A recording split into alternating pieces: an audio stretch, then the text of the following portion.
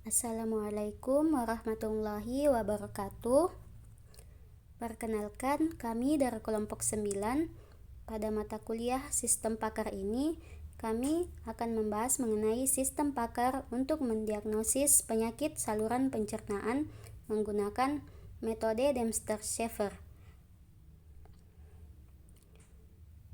Adapun anggota kelompok kami yaitu Nur Fitriani, saya sendiri dengan NIM 2020-2115-001 dan rekan saya Hastrid Hasan dengan NIM 2019-2105-091. Sebelum membahas mengenai metode Dempster-Shafer, kita ulas kembali apa sih sistem pakar itu. Nah, sistem pakar atau expert system adalah sistem yang dirancang untuk dapat mengadopsi pengetahuan seorang pakar agar dapat menyelesaikan masalah seperti yang biasa dilakukan oleh para pakar. Tujuan mengembangkan sistem pakar sebenarnya bukan untuk menggantikan peran manusia, tetapi untuk mengalihkan pengetahuan manusia atau pakar ke dalam bentuk sistem, sehingga dapat digunakan oleh lebih banyak orang dan tidak terbatas oleh waktu. Sistem pakar mempunyai dua metode, yaitu metode kepastian atau certainty factor, yaitu yang menyatakan kepastian dalam sebuah kejadian, fakta atau hipotesa berdasarkan bukti atau penilaian pakar. Kemudian, metode ketidakpastian yang terbagi atas 3, yaitu metode Bayes, yang kedua Dempster-Shafer, dan yang ketiga Fuzzy. Di sini kami membahas metode Dempster-Shafer. Nah, apa sih metode Dempster-Shafer? Metode ini adalah metode ketidakpastian untuk menghasilkan diagnosis yang akurat karena penambahan atau pengurangan fakta baru dalam bentuk informasi tentang gejala dan gangguan. Adapun penulisan umum dari Dempster-Shafer itu terdiri antara atas belief dan plausibility. Belief atau disingkat dengan BEL yaitu ukuran kekuatan evidence dalam mendukung suatu himpunan proposisi. Jika bernilai 0, maka berarti tidak evidence. Jika bernilai 1, berarti ada kepastian. Lalu plausibility atau disingkat PL dinotasikan sebagai PLS sama dengan 1 dikurang BEL negasi S. Plausibility juga bernilai 0 sampai 1. Jika yakin adanya negasi S, maka BEL negasi S sama dengan 1 dan PL negasi S sama dengan 0. Dalam teori Dempster-Shafer dikenal adanya frame of discernment yang dinotasikan dengan theta. Frame ini merupakan semesta pembicaraan dari sekumpulan hipotesis. Untuk dapat lebih memahami, mari kita langsung ke pemisalannya. Misal theta adalah jenis-jenis penyakit saluran pencernaan, yaitu S, M, D, dan G, di mana S adalah sembelit, M sama dengan mah, D sama dengan diare, dan G sama dengan GERD. Tujuannya untuk meningkatkan ukuran kepercayaan elemen-elemen theta. Tidak semua evidence secara langsung mendukung tiap-tiap elemen. Misal, mual mungkin hanya mendukung mah, diare, dan GERD. Untuk itu, perlu adanya probabilitas fungsi densitas M. Nilai M tidak hanya mendefinisikan elemen-elemen theta saja, namun juga semua subsetnya. Sehingga jika theta berisi nilai n elemen, maka subset dari theta semuanya berjumlah 2n. Kita harus menunjukkan bahwa semua m dalam subset theta sama dengan 1. Andaikan tidak ada informasi apapun untuk memilih keempat hipotesa tersebut, maka nilai m theta sama dengan 1,0. Jika kemudian diketahui bahwa mual merupakan gejala dari mah, diare, dan GERD dengan M sama dengan 0,8, maka M MDG sama dengan 0,8. M theta sama dengan 1 dikurang 0,8 sama dengan 0,2.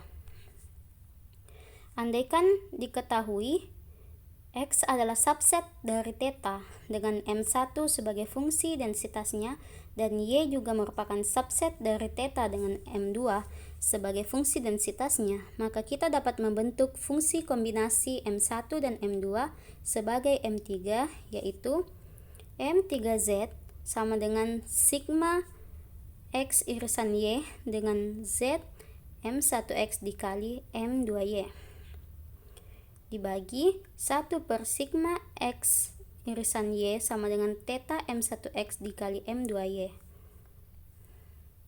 Nah, contohnya, Bayu mengalami mual dan muntah.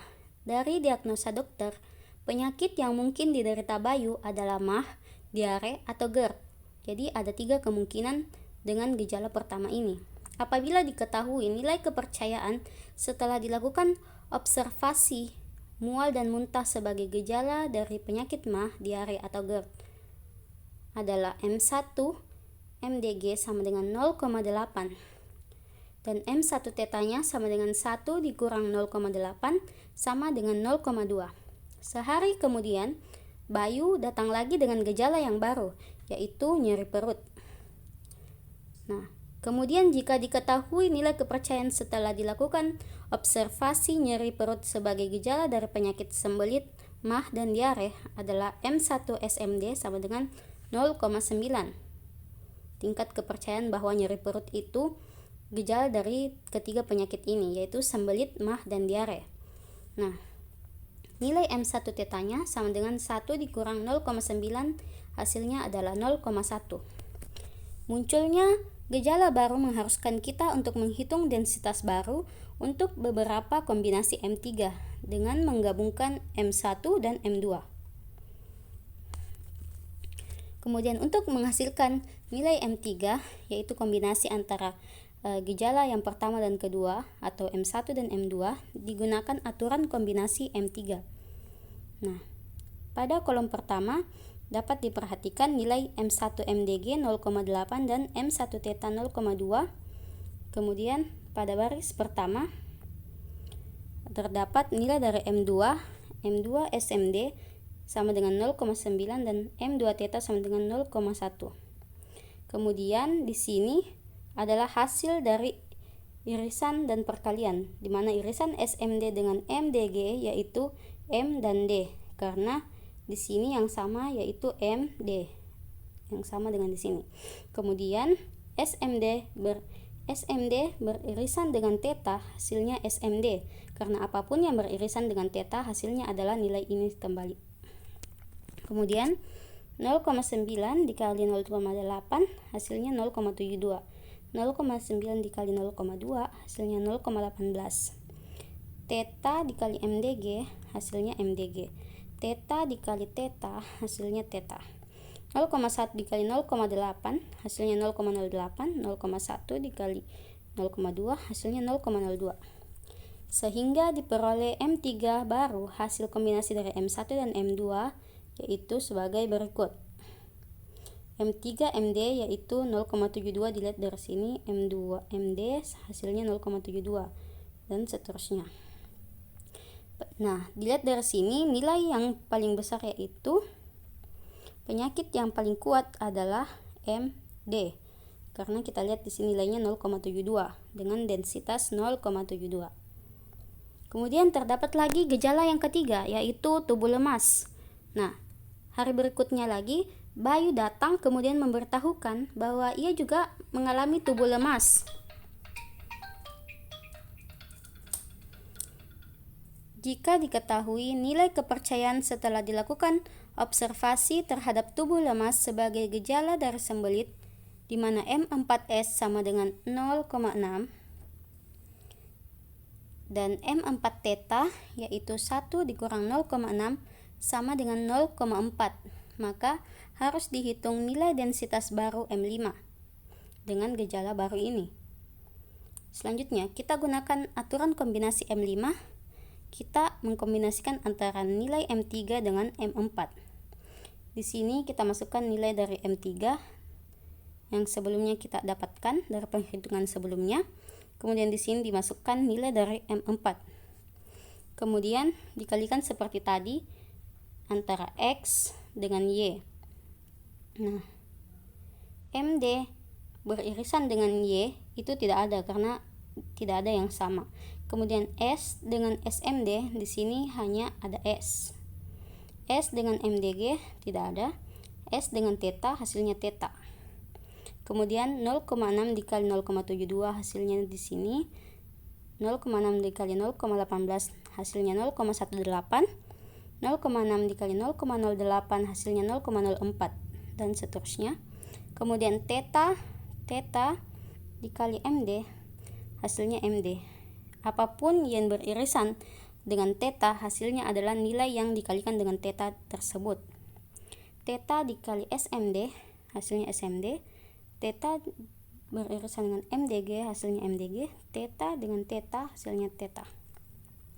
Kemudian yang terakhir di sini 0,4 dikali 0,72 hasilnya 0,288. 0,4 dikali 0,18 hasilnya 0,72 dan seterusnya.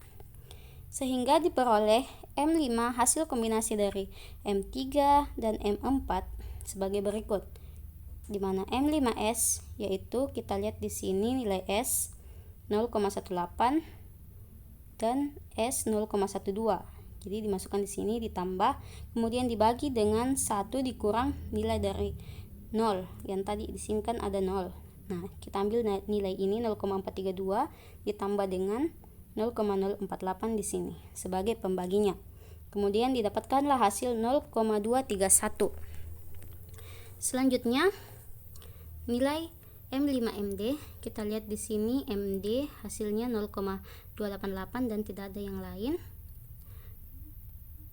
Dibagi dengan nilai pembagi yang sama, yaitu hasil 1 dikurang nilai dari sini menghasilkan 0,138. Kemudian nilai M5MDG di sini 0,032 dibagi dengan pembagi yang sama hasilnya 0,062. Kemudian M5 theta yaitu 0,008 dibagi dengan pembagi yang sama menghasilkan 0,015.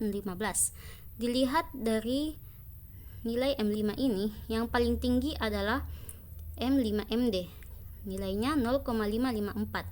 Nah, jadi penyakit dengan dugaan yang paling kuat yaitu M5MD atau MAH dan diare dengan densitas 0,554. Nah, jadi metode Dempster-Shafer ini menghitung gejala baru yang didapatkan dari pasien untuk mendapatkan hasil yang lebih akurat. Seperti itu seterusnya. Terima kasih, itulah apa yang dapat saya sampaikan. Lebih kurangnya mohon dimaafkan. Assalamualaikum warahmatullahi wabarakatuh.